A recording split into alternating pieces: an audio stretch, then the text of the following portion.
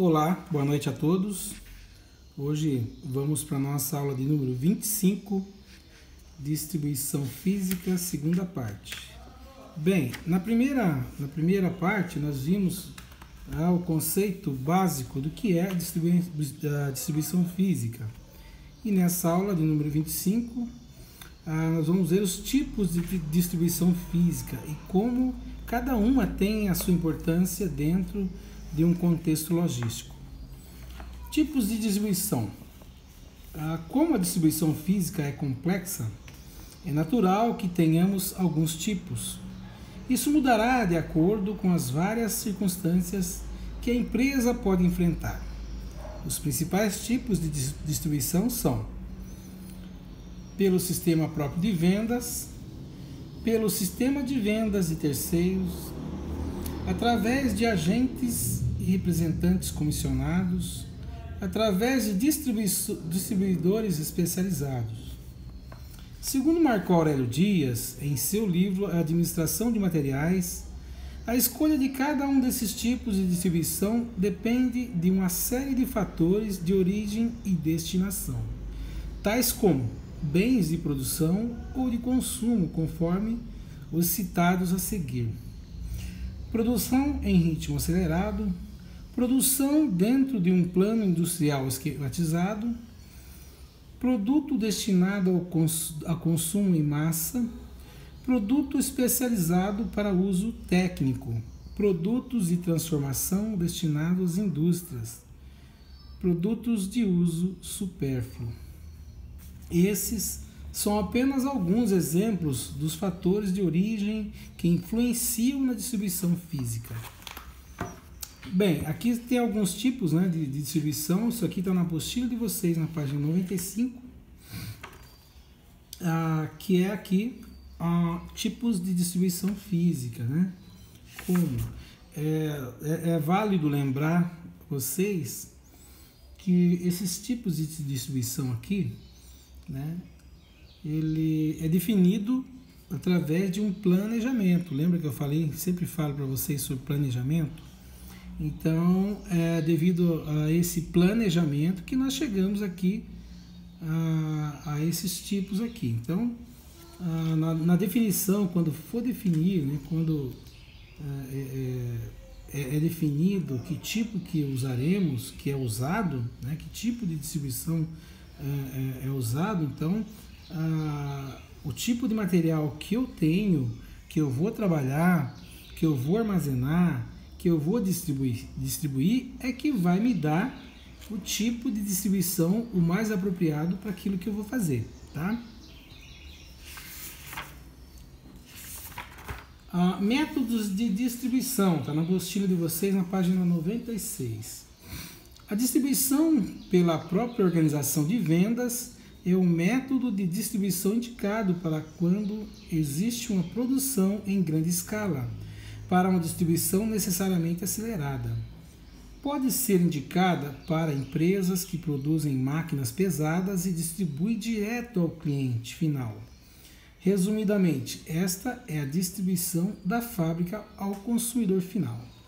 Este método de todos é o mais difícil de ser encontrado no mercado, uma vez que a maior parte dos produtos não compramos diretamente do consumidor, adquirimos de varejistas. Quando isso acontece, é que o produtor está se utilizando da distribuição por meio de organização de vendas a terceiros, pois é a mais indicada para esse tipo de venda. Uma vez que nem sempre a fábrica está localizada onde a demanda pelo produto está. Além disso, pelo volume que um consumidor compra, seria inviável para a fábrica enviar para cada um o pedido de compra, pois falamos em quantidades pequenas. Vamos imaginar que sejamos um produtor de bolachas recheadas. O consumidor, quando adquire esse tipo de produto, compra quantidades pequenas, geralmente um ou dois pacotes, no máximo 3. Imagine se a fábrica fosse a responsável por enviar a cada um dos consumidores do seu produto, essa quantidade seria uma distribuição extremamente trabalhosa e inviabilizaria o processo. É fácil agora compreender por que não devemos comprar direto da fábrica. Digo isso porque alguns devem pensar que, se fosse eliminado o varejista do processo, o produto poderia se tornar mais barato. Esse raciocínio é válido somente para o caso de grandes quantidades, caso contrário, é uma opção cara. Pois bem, aqui se fala da empresa, né, de bolacha, a inviabilidade dela fazer a venda direta, a distribuição direta ao consumidor final. Não é viável para ela, né? E por isso que as empresas de bolacha, enfim, de alimento, né, no geral, elas entregam em grandes supermercados, em varejistas, né, supermercados e, enfim, não é viável para ela vender em quantidade pequena, direto da fábrica, né? Agora, se é uma fábrica de bolacha, com certeza tem aquela lojinha pequena, que é a lojinha da fábrica, né? Eu acho que já comentei com vocês, eu estive visitando a fábrica onde meu filho trabalha, da Balduco, e nós fomos visitar a fábrica e lá estava a lojinha de fábrica. Essa lojinha de fábrica é a venda direta da fábrica para o consumidor, né? No caso ali, funcionários e, enfim, indicados de funcionários. Eles compram bem em conta, né? A gente comprou bastante produto da Balduco, assim, com um valor bem acessível, né? Produto que no mercado está custando R$25, nós pagamos R$4. É aquela Columba Pascal, né? Aquela coisa deliciosa, né? Então, existe a lojinha de fábrica. A gente vai comentar mais um pouco sobre isso. Bem, aqui são os exercícios na página 97. Cite os principais tipos de distribuição física, exercício número 1. Número 2, o que seria uma distribuição pelo sistema de vendas de terceiros? Questão de número 3, qual a relação da distribuição com o setor de vendas? Questão número 4, o que pode influenciar na escolha da distribuição física? Lembra que eu falei no começo, aquela palavrinha que eu sempre falo para vocês? Qual motivo seria inviável comprar direto da fábrica em alguns casos? Acabei de mencionar aí a fábrica lá onde meu filho trabalha, né? Na sua opinião, qual o papel do consumidor final na distribuição física? Muito grande, né? Essa participação do consumidor final é o que vai dar um norte para as empresas que produzem, certo? Bem, eu trouxe alguns dados específicos da distribuição física para incrementar mais a nossa aula. É um conhecimento à parte, tá? Que eu estou trazendo para vocês. Isso daí vai somar no que está na apostila de vocês, certo? Vamos então para os slides aqui.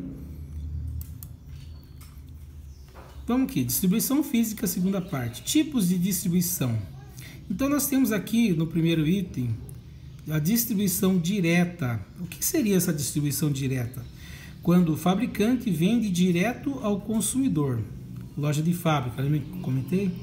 Né? Da fábrica da Balduco, onde meu menino trabalha. É desse jeito aí, né? A Balduco distribui para o Brasil todo, inclusive para fora do país, né? Em grandes quantidades. E tem lá a lojinha de fábrica, né? As dependências da fábrica.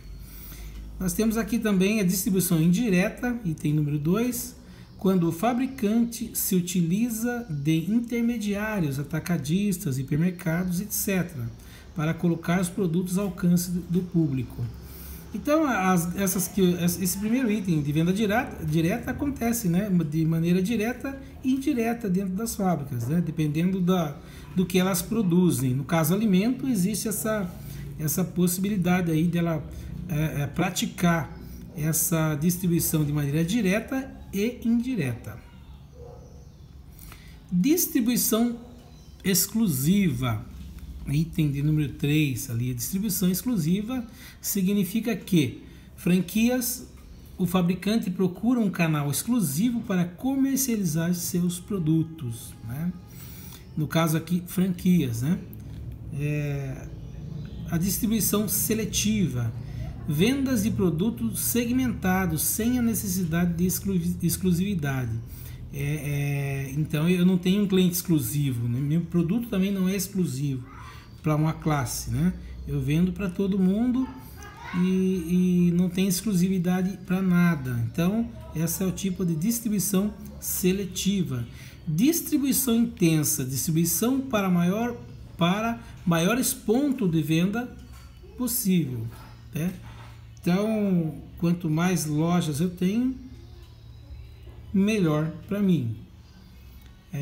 Eu cito aqui o caso da Avan, né? Aquela loja, grande loja, aí tem mais de quase 200 lojas distribuídas para o Brasil todo, e eles vendem eletrodoméstico, eletroeletrônico, enfim, uma gama aí de produtos. Então, a distribuição deles é de distribuição intensa, tá?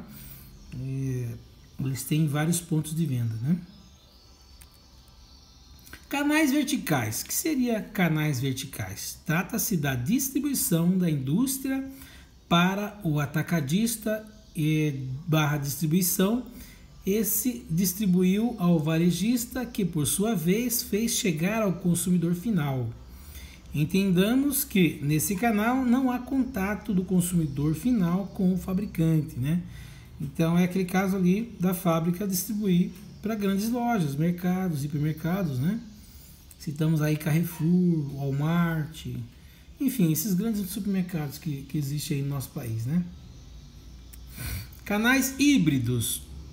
Nesse caso, o fabricante negocia diretamente com o consumidor final, porém, após fechar a negociação, quem faz a distribuição física é o parceiro, né?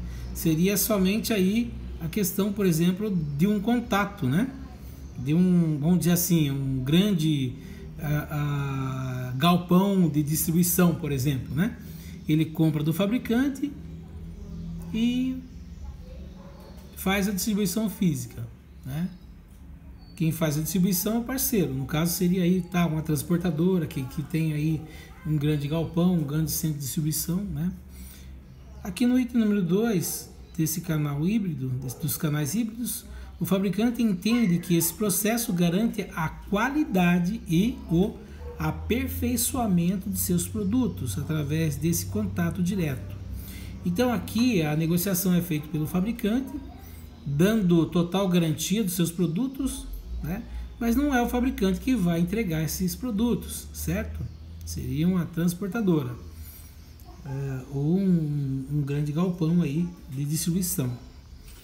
Ou a transportadora que tem um grande galpão de distribuição, certo? Isso garante qualidade, tá, pessoal? E a distribuição física? A distribuição física de produtos, desde as fábricas até os centros atacadistas e varejistas, podem ser realizadas através de modalidade de transportes diversos, né? São os modais: rodoviário, ferroviário, aquaviário, aéreos e dutos para casos especiais. Então, essa aí é a distribuição física, a distribuição de produtos desde as fábricas até os centros atacadistas e varejistas, tá?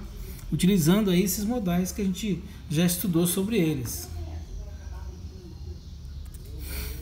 Distribuição física 2.1 aí, carga fracionada. O que vem a ser uma carga fracionada, né? Carga fracionada é aquela carga, até eu já comentei isso em aulas anteriores com vocês. Carga fracionada é aquela carga destinada num só transporte, num só veículo de transporte para vários outros clientes, tá?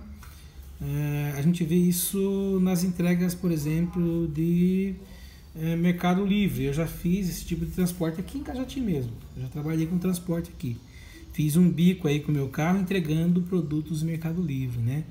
Eu enchia meu carro de caixinhas pequenas, né? Às vezes caixa grande, né? Com material que o pessoal aqui de Cajati compra pelo Mercado Livre e saía distribuir, tá? Entrava em cada buraco aí que vocês não imaginam, viu?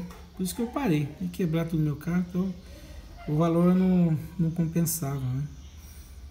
Então tá, descarregamento. Aqui nós estamos falando da carga, agora vamos falar do descarregamento, esse subitem aí da distribuição física 2.1. Descarregamento, verificação, rotulagem e tiragem da mercadoria segundo os diversos destinos, né? Na aula passada a gente falou sobre roteirização. Esse descarregamento aqui, é importante eu comentar sobre roteirização. Quando você carrega uma carga, esses dois subitens, na coleta e no descarregamento, é interessante a gente ter um conhecimento da roteirização, né? Como assim? Como assim roteirização? Eu vou citar aqui o que eu fazia quando eu pegava o Mercado Livre, né? Meu carro é um carro de passeio, um carro pequeno, né? Então, eu vinha com 30, 40 caixinhas pequenas dentro do carro, até mais às vezes, né? Dependendo do tamanho. Então, veja só, eu começava a entregar ali no trevo, né? Logo que você passa o trevo ali, tem aquelas lojas ali por perto, né? Tem aquelas lojas de ex-barzinho e tudo mais, uma loja de carro. Eu já colocava esses itens no final do meu carro para facilitar eu tirar, entende? Então isso é roteirização, é você colocar a sua carga de acordo com o roteiro. O que você vai entregar primeiro? Onde você vai pôr isso dentro do carro para que você consiga achar na hora de entregar, né? Eu não ia colocar uma caixa no final do meu carro lá para distribuir ali naquela casa de ração que tem ali, né, perto da Vila Vitória, mas na avenida, né? Então eu fazia toda aquela avenida ali, primeiro a Vila Vitória, entregava por ali tudo, para depois ir para o centro, e depois ia para Parafuso, e depois ia mais para frente, entendeu?